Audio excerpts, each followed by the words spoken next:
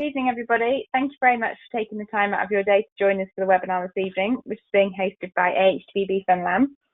My name is Catherine Parrott, and I'm the Knowledge Transfer Officer for Beef and Lamb within AHDB. I'm delighted to bring you tonight's webinar on a guide to the common endoparasites in cattle and their control. Our presenter this evening is farm vet Robert Smith from Farm First Vet, who is also an active member of COWS. So the plan of action for this evening is that Robert will take you through a 30-minute presentation, and then there'll be some time for questions and comments at the end. You will all be muted throughout the webinar, but if anybody would like to ask a question or at any time throughout the presentation, if you think of something, then please type it into the box that you'll see on the right-hand side of your screen. And then when Robert's finished presenting, I can ask those questions. There shouldn't be any technical difficulties, but please do bear with us should we encounter any. So without further delay, I'll hand you over to Robert. Good evening, everybody. Welcome to this webinar on common endoparasites of cattle. It's a lovely, hot, sunny evening down here in South Wales.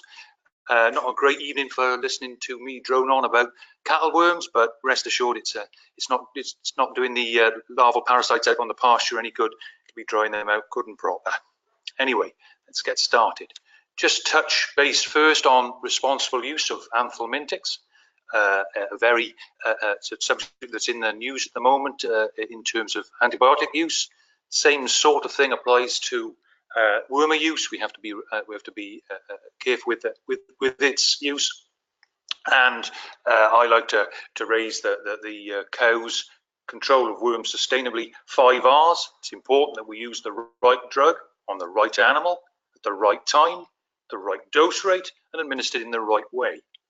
Who's responsible for that? Well, obviously, you, the farmers, the supplier, and the advisor has a very important role as well. So let's look at the opposition, the sort of worms that affect cattle. At the top of the screen there, you can see the ectoparasites, the insects, mites, and lice that affect cattle. We're not going to talk about those this evening, but we are going to talk about all those things listed at the bottom of the screen. The liver fluke, the lungworms, rumen fluke, and the stomach and intestinal worms.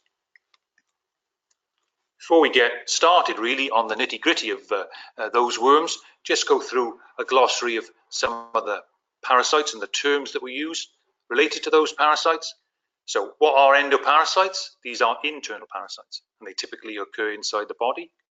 Protozoa, like the coccidia, we're not going to talk about those this evening. We're going to concentrate on the nematodes, which are the roundworms, gutworms, and lungworms. The trematodes, which are the fluke, for example, liver fluke and rumen fluke.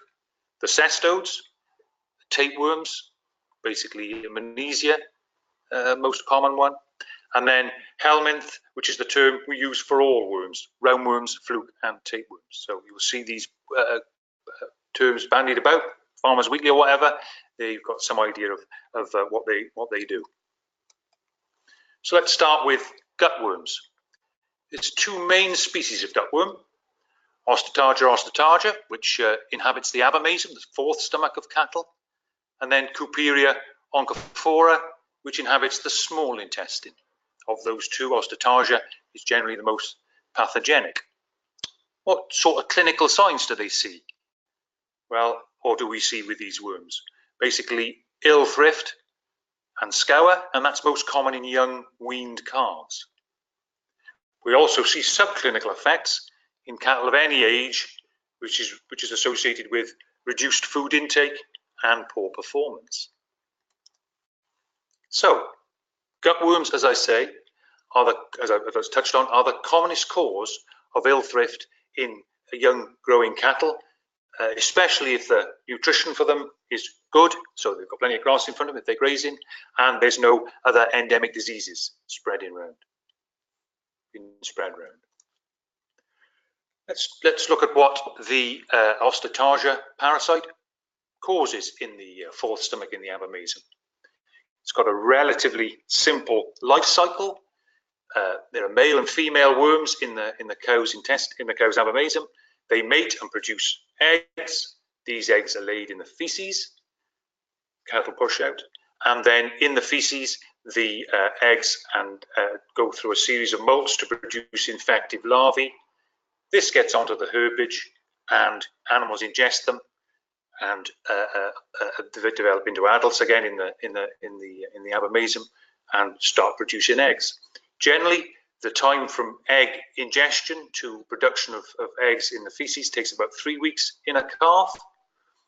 The actual development of infective larvae in a cow pat can, in the right circumstances, take a lot less time. So in warm, moist conditions, can just take a week. In cooler, drier conditions, will take a little longer, perhaps 3 weeks. So as you can see from the picture there, that's showing you the nodules that are formed when the parasite buries into the glands of the stomach and damages those glands and the surrounding tissue. What does that do to digestion? Well, those glands are involved with producing acid. So the acid production is reduced. This affects protein digestion. It also allows bacteria that are normally controlled in the gut, nasty bacteria that are normally controlled in the gut, to multiply, so causing ill effects there. And very significantly, the damage causes the release of a hormone known as gastrin, and gastrin is an appetite suppressant in cattle. And the experts tell us that actually 60 to 70% of the reduction in live weight gain caused by parasites like this one in a cow's abdomen caused by the loss of appetite, the depression in appetite. So a very significant issue for cattle. If we look at the pasture then and discuss what happens on the pasture, you can see the graph there, which shows the overwintered larvae on the field. So we've got larval numbers here on the vertical axis and time across the bottom. So if we think about a field, which we're going to turn our cattle onto, it's had cattle on the previous season, those larvae, some of those larvae will overwinter. And so you can see that the next spring, there'll be some of them about. If nothing grazes that field, then those larvae will slowly drop to nothing by about June or July. So in pasture shut up for hay or for silage, with nothing grazing, no cattle grazing it, then those larval numbers will drop. So they've basically gone by about beginning of June, mid-July. Well, have gone by the end of June, beginning of July. If we turn first season grazing cattle out onto that pasture in April, what happens is they start picking up these larvae. They go to the abomasal or the small intestine and then develop into adults, produce eggs. So the calves start chucking out loads of eggs. We'll just go back. The calves start chucking out loads of eggs. Those eggs hit the pasture and develop into infective larvae. So quite soon after the calves have started pushing out eggs, then the larval numbers on pasture will rise. And if you get high numbers of larvae on pasture, then you get disease. So quite quickly in the right conditions, usually it's the warmer, wetter conditions, we'll get infection risk on the pasture. If we then think about a suckler cow and her calf, again, same graph with larval numbers on the vertical axis and time along the bottom. We get, on the pasture, we get these overwintered larvae that survive the winter. Ungrazed, those larval numbers will drop off, so they've disappeared by about June or July. But obviously, if we turn a cow and a calf out onto the pasture, she will start eating those larvae and start pushing out a low number of worm eggs, which will contribute to these pasture larvae here. They won't produce. Adult cattle that generally tend to be immune to the gutworm, so they don't produce as many worm eggs as the younger growing cattle, so not so many pasture larvae. Obviously, the calves aren't grazing for a long time, or certainly aren't grazing sufficient quantities of grass to get heavily infected, so their egg output is less, which means that pasture larvae doesn't rise to as high a level, so we don't usually get the problem with set-stocked single suckle calves or suckle calves because the larval levels don't build up quite as quickly and quite as highly. If we look at the survivability of the larvae, which we've touched on earlier within the earlier slides, we can see that using this graph at the bottom here in the bottom left-hand corner, that a lot of larvae will survive 6 months or so. but some will go on and survive for a year or more. And that has a bearing on how we class pastures in terms of their risk of giving cattle parasitic gastroenteritis. So if we look at a permanent pasture, it's actually going to be classed as high risk if it's grazed by young cattle within the last year. Why is that? Because young cattle have very little immunity. They push out a lot of worm eggs, which means there'll be a lot of worm eggs and larvae on the pasture, which will make it high risk to cattle coming along behind. Then we can look at medium risk pasture, which is pasture grazed by older cattle. Older cattle are a bit more tolerant of the worms. They're not infected by such high numbers. Therefore, they don't produce so many eggs and infected larvae. So that means the risk of the land doesn't get so contaminated. And low risk here on the right-hand side is pasture grazed by adults or different species like sheep, because adult cattle really are immune. They don't produce many worm eggs at all, so the pasture doesn't get contaminated by eggs and larvae. And sheep, because most of these worms are host specific. Most of these gut worms are host specific, so they only affect one or other. They don't affect both. If we go and look at silage aftermath, then you're looking at land that's available for grazing from mid-June, July onwards, whatever. And because of that decline in any infected larvae that survive the winter, then that's often a lot less risky, and it's low risk if it's been grazed by older cattle the previous year.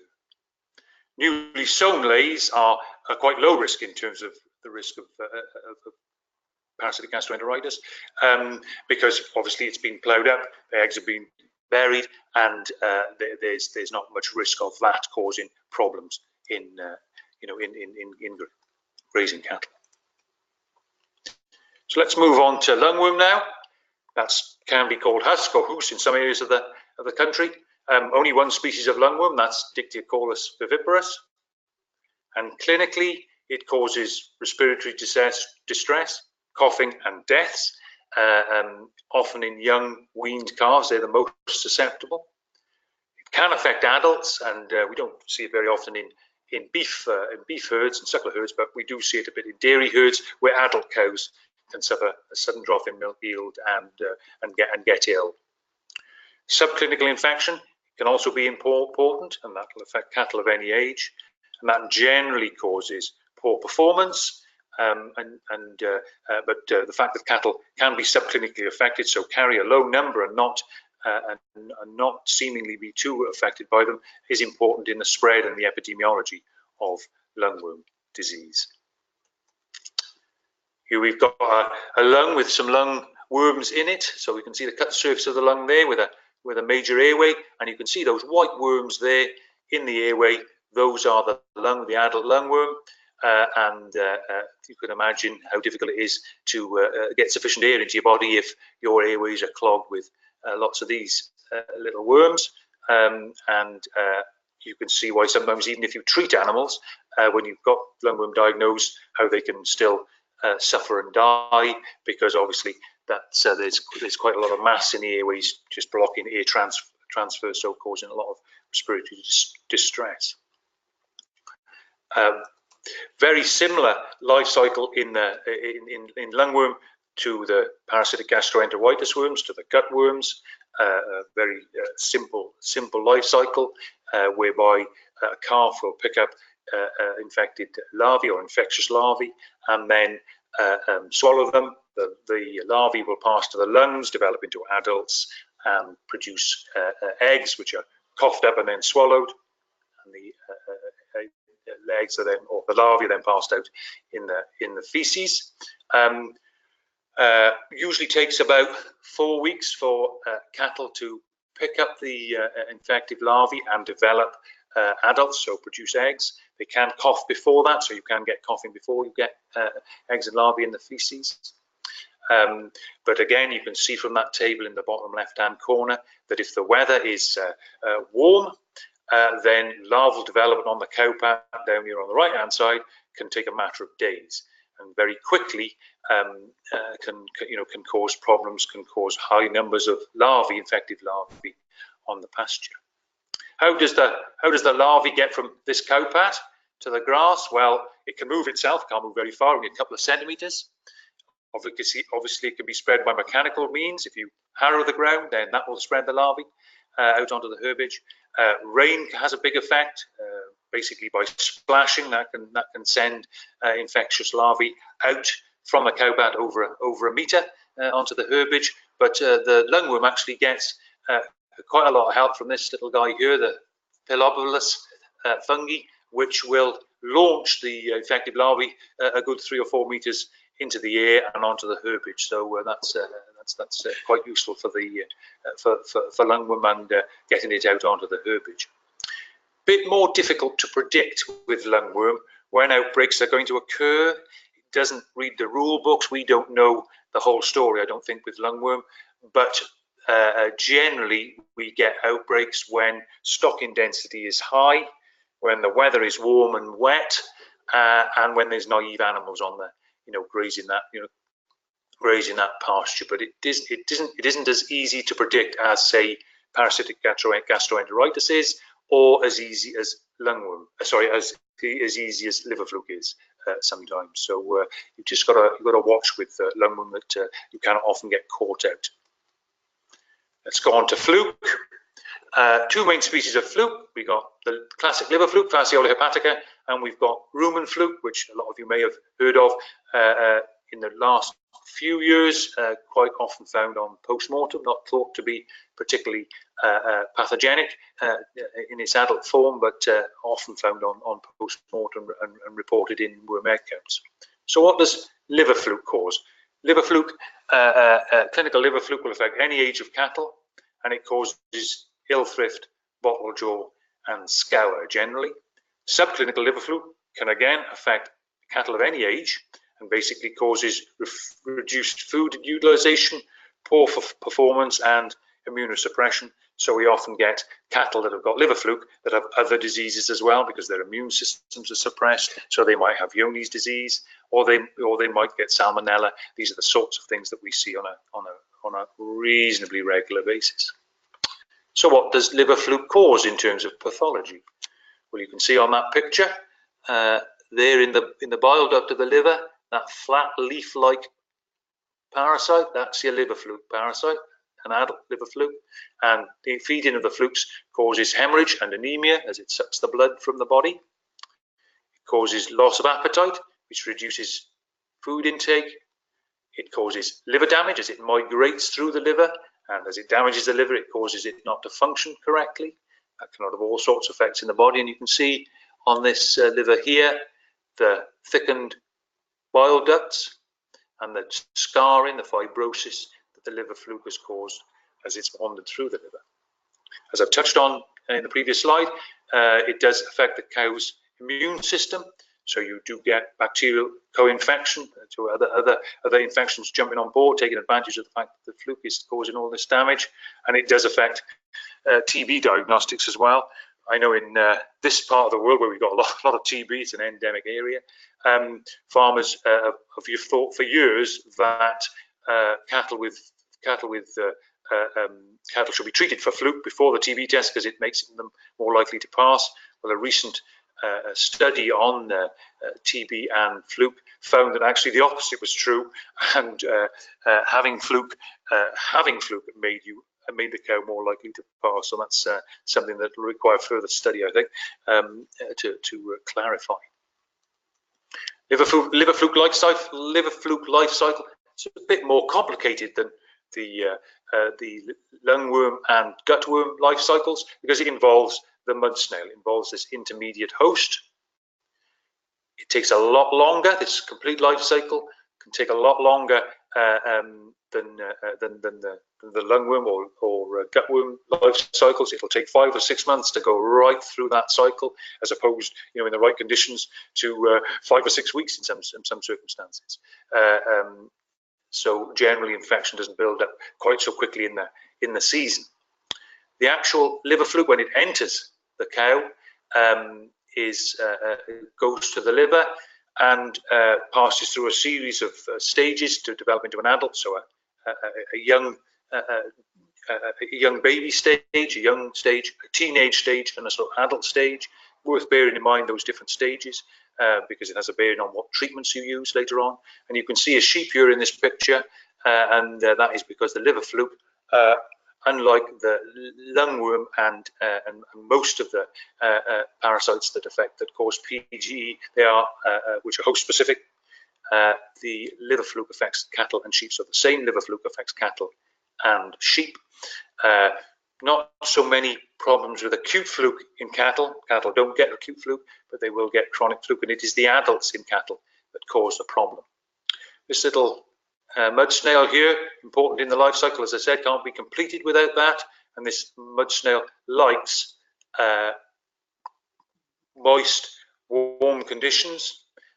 Anywhere where its food can grow, and it feeds on algae. So anywhere where its food can grow, then it can live. So it can be a ditch like that there, and or it can be a couple of footprints around a water trough, or a cattle footprints around a water trough. It can be something as simple as that. Anywhere where water is and algae can grow, then the mud snail can proliferate, and it is quite prolific. The old mud snail, in 3 months, one mud snail can produce about 25,000 or 30,000 other snails. So they can multiply at quite a rate. So that's liver fluke. If we just go through immunity to cattle worms, as I've probably alluded to, the parasitic gastroenteritis worms, Couperia and Osteotarsia. For Couperia, immunity is good. It's develops quite rapidly. So within one grazing season, the cattle are immune to Couperia, and the protection is good. So once you've got protection, it's fairly strong and steady. Osteotarsia, immunity takes a little bit longer, so it takes 2 grazing seasons to get full immunity to Osteotarsia in grazing cattle, and the protection isn't always perfect. So adults can carry low numbers of gutworms, and as long as the adult is healthy, it doesn't usually cause a problem, but has been associated in certain studies with some drop in performance. Lungworm immunity, again, develops relatively quickly and is fairly strong, but is of short duration, only lasts about 6 months. So if that beast doesn't get stimulated repeatedly through the grazing season, or again through the grazing season, then or goes in and is housed for a long period, then that immunity will wane, so it goes out reasonably naive. And with liver fluke, you can see there's very little immunity develops in cattle to liver fluke. So clinically, if a cow is grazing or a calf is grazing significant quantities of grass, it will be affected by liver fluke, and it can cause the adult fluke can cause clinical signs in any age of grazing bovine. What sort of impact do these helminth parasites have? Again, first grazing season usually affects growth rate if they've got worms. For second grazing season cattle, again, can affect growth rate, but not usually to such an effect because they have a degree of immunity, but can cause problems with carcass yield and quality, and in breeding heifers can affect pregnancy rate. In housed cattle, helminth parasite can affect the feed conversion ratio, so they don't utilize their food quite so efficiently. And for adult dairy cows or beef cows, I think the gutworms and the lungworms don't generally cause too many issues unless there's other things going wrong. There are complicating factors, perhaps the poor nutrition or whatever, or other diseases going on. But certainly liver fluke will affect milk yield and calving to conception intervals in dairy cows, and can have the same sort of effect in beef cows, affected calf weaning weight because milk production isn't as great, and pregnancy rate because it affects their breeding potential. But dairy cows and adult dairy cows and beef cows not so affected by the gutworms in most circumstances. What are our current tools for helminth control, for worm control? Well, you can see we've got our wormers, our anthelmintics. You can use them therapeutically, so you're treating a group of animals or animals with obvious clinical signs. You can use them strategically, so you give them to cattle with the prime aim really of reducing pasture contamination. So your classic 0 and 8 weeks with the moxidectin, the sidectins, the sidectin type wormers, giving them a 0 and 8 weeks post turnout to reduce the contamination of pasture. And if they stay on that pasture, then larval numbers will be low, so they shouldn't have an issue with worms. And targeted treatment, whereby you actually are selecting animals that perhaps have got poor live weight gain and treating those specifically, not everything. Grazing management, well, evasive grazing, just moving the cattle on before they start to develop clinical signs or effects on performance. We've got mixed grazing, so different species grazing with cattle like sheep. So you don't usually tend to get so much of an effect because the worms are host specific generally, and also people have used bioactive forages more in sheep, as I understand. Not aware that they work quite so well in cattle. I'm sure there is work going on, but generally bioactive forages have been shown to be more useful in sheep rather than cattle. Obviously, getting your cattle on a good plane of nutrition so that they are well fed and healthy is important. Making sure they're not trace element deficient. Again, another thing that can play a part in them being affected by worms. And for lungworm, you've obviously got vaccination as well. This is the only worm that we can vaccinate against easily, and lots of people with problems do use it and find it very effective. So if we just go through grazing management in a bit more detail, really what the idea is to reduce challenge to the animal. You're using grazing, you're managing your grazing to reduce challenge to the animal. And as we said before, new grass lays are very useful because the worms have generally been buried, or the worm eggs and larvae have generally been buried, so they're not as high risk as permanent pasture. Aftermaths are good, so fields that have been shut up for hay or silage and then grazed when you've cut the grass, you've taken the crop from them, basically because any overwintered larvae have generally died or certainly reduced in numbers significantly before you turn your stock onto them, which is good. Mixed grazing, as we've touched on, either with sheep, though you have to watch fluke if you're grazing cattle with sheep. There is the fact that fluke will affect cattle and sheep, the same species, so you need to just have half an eye on that. Avoiding high-risk fluke fields, especially if you know that the fields are poorly drained, then you need to avoid grazing those with susceptible species, cattle or sheep, especially later on in the season, because of the length of the life cycle. Then generally they don't become highly infectious, these fields, until sort of late summer and autumn, and that of course will depend on the weather. Stocking density also important. If you've got a lot of stock on a small patch of ground, you are going to be heading for problems if you're not very careful. Okay, we'll just go on to anthelmintics and discuss those. So for PGE and Husk, we've got 3 classes: the clear wormers, the ivermects, basically, the white drenches, the benzimidazoles, and the yellow wormers, the levamisoles. Those are what we've got at the moment. Don't think there's any, I've not heard of any new wormers coming on the market for cattle as far as I'm aware, like they have been in sheep, so we've got to try and make sure we use them properly. I have heard whispers that in fact the levamisoles may well be withdrawn from sale, but that is just a whisper at the moment. Lots of different formulations, lots of different ways of giving them, with lots of different meat withdrawals and durations of actions. Cattle flukicides, again, a number of those, various formulations. Just bear in mind that the flukicides are generally effective against only certain ages of fluke in the liver. So the classic we've got is triclobendazole. This is the one that is used a lot and we are starting to have resistance problems with. That is effective against all stages of liver fluke in cattle. So it's a useful drug, but we need to keep it, don't use it sparingly because there are resistance issues, as I say, but that is effective against all ages of fluke in the liver. Then we've got flukicides that are effective against late immatures and adults in the liver, and then we've got flukicides that are effective against adults only. Depending on what time of year it is and what has gone on with these cattle before, we can select one of those types of flukicide to use in our cattle.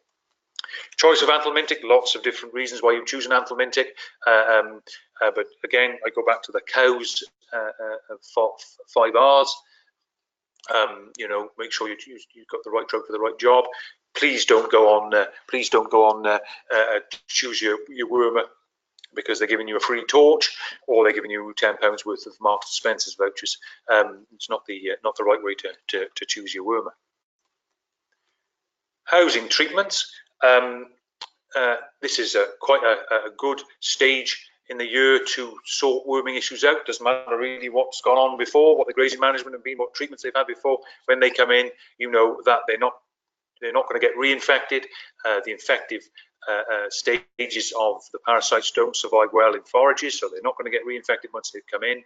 You can treat them to get rid of existing infections, and you can make sure that they go out clean of worms, so they're not contributing to pasture contamination when they do go out. So, what do you need to know? Well, you need to know in order to control your parasite problems, you need to know what parasite you're dealing with. There's various publications on the market which will tell you a lot about the anthelmintics that are available, and I know there is one that the Better Returns program does produce, and I use it all the time. It's very informative. You also need to know what class of stock you're dealing with, and what sort of grazing management they've been under. In terms of trying to decide whether an animal should be wormed, actually, this is one of the most important things that you can have, pieces of equipment you can have on farm for young stock. It's in young growing cattle, regular weighing will give you a really good idea as to what animals need worming. Lots of people talk about worm egg counts. We use them in sheep a lot, but actually in cattle, they are not quite so useful. They are useful in terms of telling us how many eggs are in the feces, and therefore what level of contamination or infection we're going to have on the pasture going forward, and what the risk of disease is going to be in the future. So they're quite useful for that, but actually they're not that useful in telling us how many adult worms are in the cow's gut, what damage they're causing, and what sort of effect they're having on performance. The trials they've done using weight scales and regular weighing have shown that actually cattle that are having quite severe problems with worm parasite burdens and suffering low live weight gains can have quite low worm egg counts. So fecal egg count is not quite so useful in cattle as it is in sheep. It has its uses, but it's not something that's going to help you a lot. If you've got scouring cows and you think, or scouring young cows and you think they might have worms, then it is worth taking the fecal egg count. But regular monitoring isn't all that it's cracked up to be. So, what is best practice in terms of control? Well, as we've just talked about, focusing on performance is useful. Whatever your live weight gain targets are, 0.7 kilograms a day or 0.8 kilograms a day, focusing on those and making sure your cattle are hitting those and monitoring to see whether they are is a useful indicator as to whether animals need worming.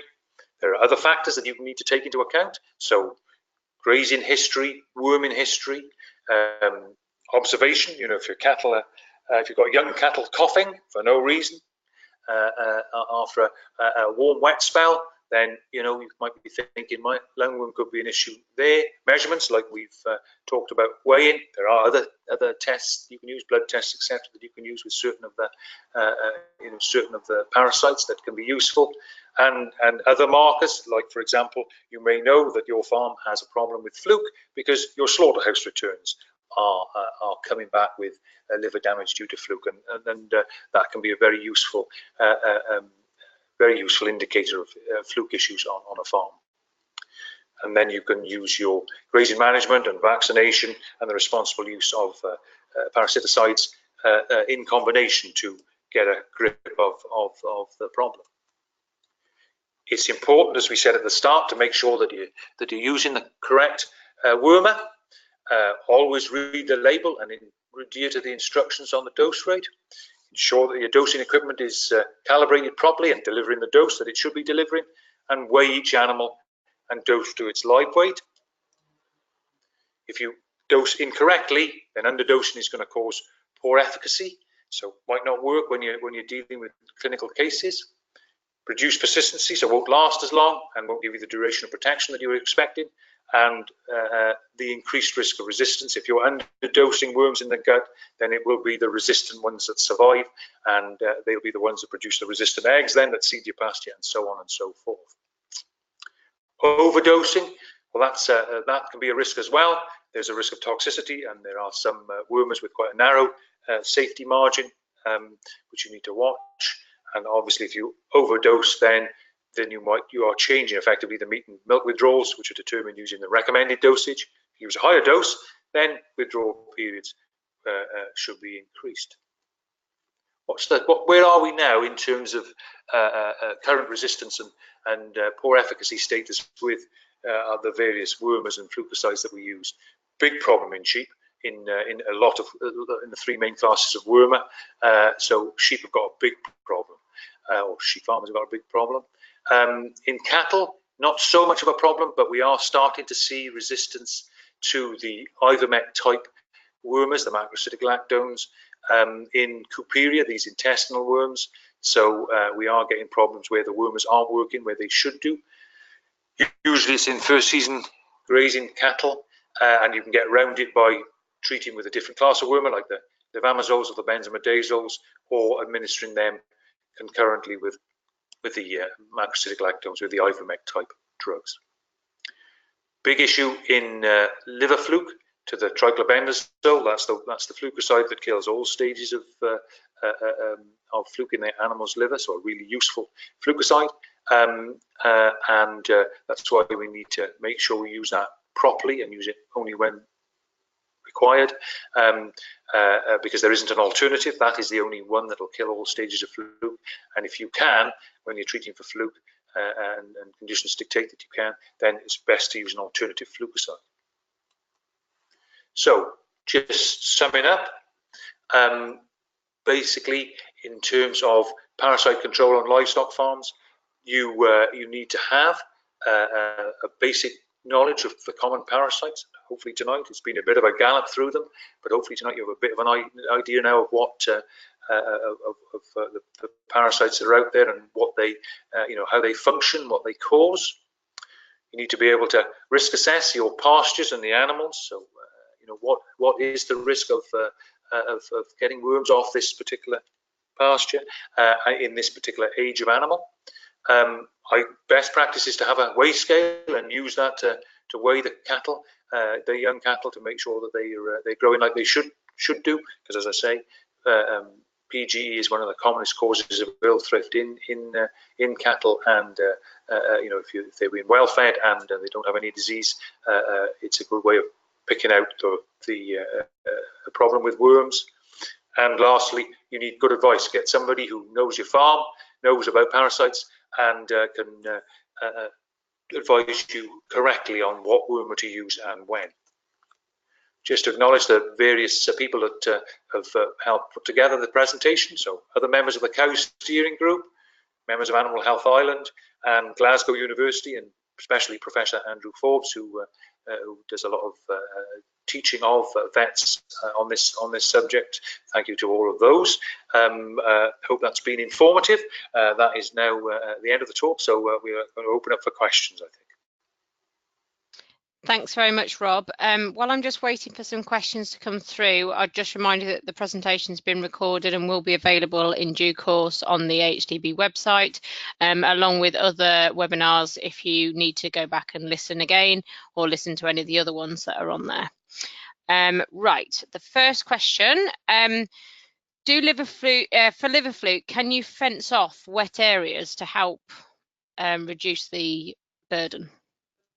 Certainly, that is a useful part of control.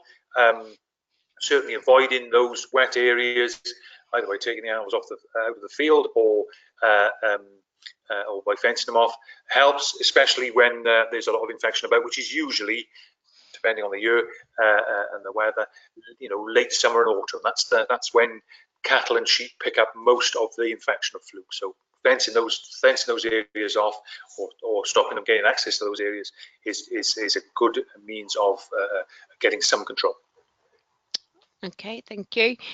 Do the weather conditions affect larval or egg survivability, i.e. after a period of cold or frosty winter or very hot dry spell like we've got now?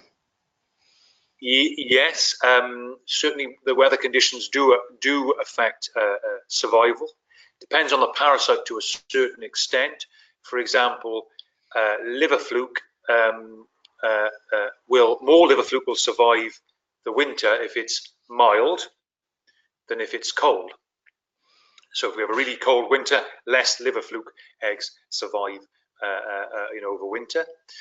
For gut parasites, so ostatagia or Coperia, actually if it's a mild winter, less of the larvae survive, because it tends to make them use up their energy supplies, because they're sort of half awake, if you like, tends to use up their energy supplies, and they die before spring proper arrives.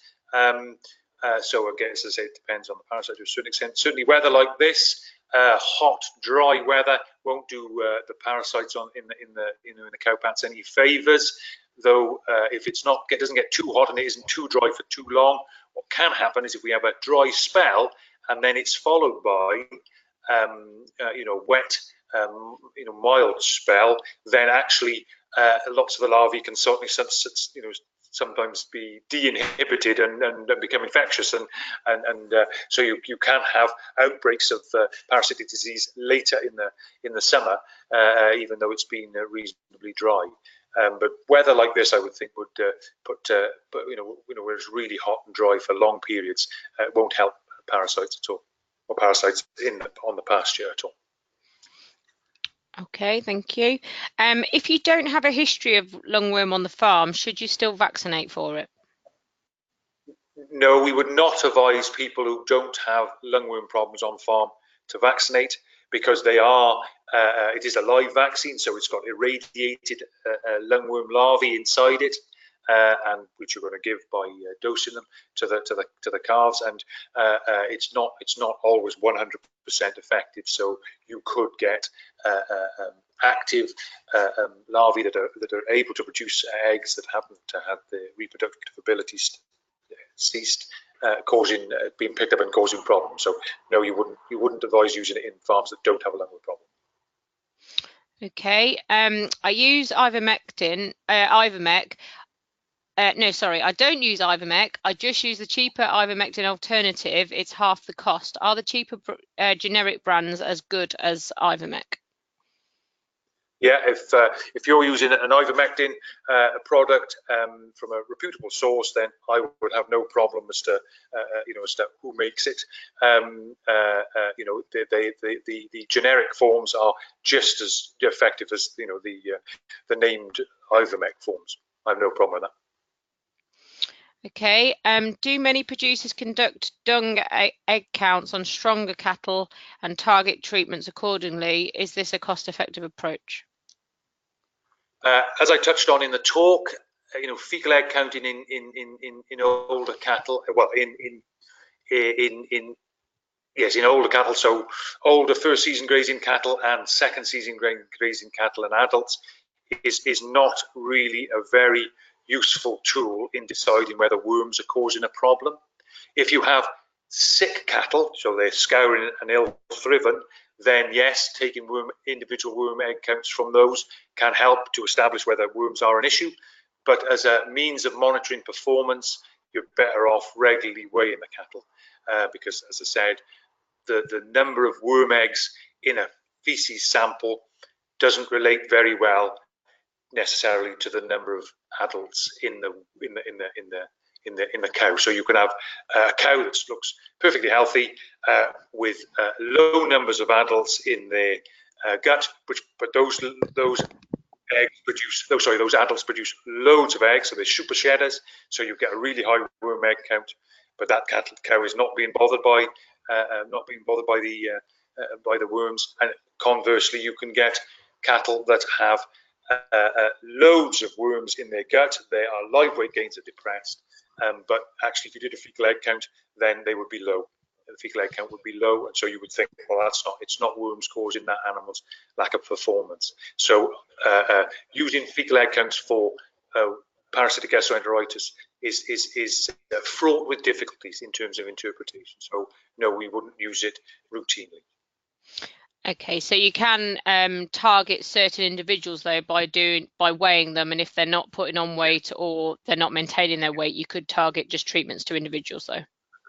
And that's what targeted treatments are all about. You're regularly weighing your young stock. If they're growing well, then not a problem. If they're not growing well, or individuals are not growing well, and you know there's food in front of them, plenty of food in front of them, and they've not got any other disease, then worms are very likely to be the issue, and they would benefit from a worming dose. So that's what targeted worming involves, basically. Okay, I'm being advised to move to rotational grazing. What are your thoughts on this, and does it increase the risk of infection when cattle are grazing to lower levels? Rotational grazing is good in theory, and if you can do it, then fine. It has a role. It seems to be quite difficult for farmers around here to do it properly and alternate, cattle and sheep grazing, whatever. They tend to use the same fields year on year for the same species. So it seems to be difficult in practice to do. Will work in theory, and yes, if you've got cattle grazing, shorter and shorter herbage lengths, then then they will increase the risk of picking up more and more or higher numbers of worms, as far as I'm aware. Okay. How long does it take for lungworm to show clinical symptoms, and is it common for increased coughing after treatment of lungworm? Generally, after a beast has picked up lungworm, ingested lungworm, then they take about 4 weeks to develop into adults and produce eggs. But the migration of the developing lungworm through the lungs will cause coughing. So you'll get signs of lungworm before you'll pick up eggs or larvae, basically, in the feces. So yes, you can get coughing after 2 or 3 weeks after they pick up lungworm larvae from the grass. And what was the second part of that question? I've got a short memory. So the first, oh, yes, how long does it take to get symptoms? Yeah, so usually you can get symptoms within 2 or 3 weeks after they've picked up the lungworm larvae. Although it might take a bit longer before the tests would come up positive in terms of testing feces. And yes, cattle can cough after worming for lungworm, because obviously you can imagine you've got dead, dying, paralysed lungworm in the lungs, which fall down as they give up the ghost into the ear sacs at the bottom of the airways, and they've got to be coughed up. The animal's got to get rid of them somehow. So it can result in increased coughing and sometimes death, even post-treatment, because if you get a lot of lungworm dying quickly and they're clogging up the airways, then even post-treatment animals can still die. Okay. If vaccinating against lungworm, should you also use a preventative wormer? Generally, yes, because obviously lungworm will only deal with lungworm. It doesn't deal with gutworms, and unless you're grazing clean pasture or low risk pasture, or they're going onto aftermath, then they will need a wormer to control the gutworms. Just be wary of using it at the same time as you're giving the lungworm vaccine, because obviously if you give it at the same time as a dose of lungworm vaccine, you will kill off the lungworm, so they won't be able to do their job stimulating immunity. I think the manufacturers say after the last dose, leave it at least 2 weeks before you give a dose of wormer. Okay, and the final question this evening, should I be asking my abattoir if I have fluke, or will they inform me? Abattoirs are supposed to let producers know if there is an issue with the stock they're sending in, so you should get a slaughterhouse return. Some slaughterhouses are better than others, so I would, unless you're happy that if there's a problem, your slaughterhouse will let you know, I would be chasing up the guy who organises the slaughterhouse for you to see if there are any issues with your cattle or sheep, and getting those returns, because they're really useful to us as vets and really useful to you as farmers. They give us a good insight as to what problems you may be having, whether it's pneumonia, whether it's liver fluke. There are all sorts of issues that are highlighted by those returns, and they're worth chasing. If you don't get them and you're unsure whether they're sending them to you, I would be following it up and making sure that there are no issues with the stock you're sending in. Okay, thank you. Just to remind everybody, if they want to read a bit more on controlling worms and liver fluke in cattle, there is the Better Returns Manual available on the Beef and Lamb website. There's also the Parasite Control Guide, which Rob mentioned, and also there are some video clips on the YouTube channel that we did a while ago now with cows. So getting the best out of your anthelmintics, how to use injectables, calibrating equipment, etc. There's about 5 or 6 videos on the YouTube channel, so if you go to the beef section, you'll be able to see those on there. And a big thank you for everyone for listening, and a special thanks to Rob for sharing his expertise with us this evening, especially when the sun's shining outside. So thank you very much, everybody, and hope you have a lovely evening.